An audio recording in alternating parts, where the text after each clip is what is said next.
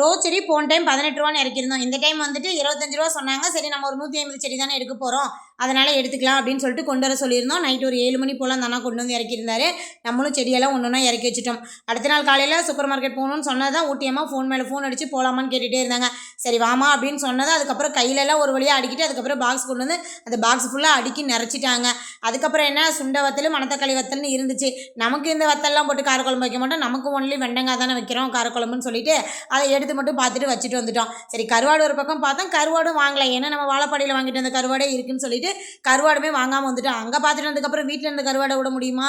வீட்டுக்கு வந்தது எப்படி விநாயகர் சதுர்த்திக்கு காலையில் தான் வீட்டு கழுவ போகிறோம். அதனால் வந்ததுமே பார்த்திங்கன்னா கருவாடு வறுவல் பண்ணிவிட்டு சாப்பிட்டுட்டு நல்ல ஒரு தூக்கம் போட்டுட்டேன். நைட்டு வந்து என்னடா சத்தம் கேட்குது அப்படின்னு சொல்லி ஏஞ்சி போய் பார்த்தா வினேஷும் நவீனும் சேர்ந்துட்டு நைட்டு மணி 10 வரைக்கும் பிள்ளையார் செஞ்சுட்டு இருக்கானுங்க.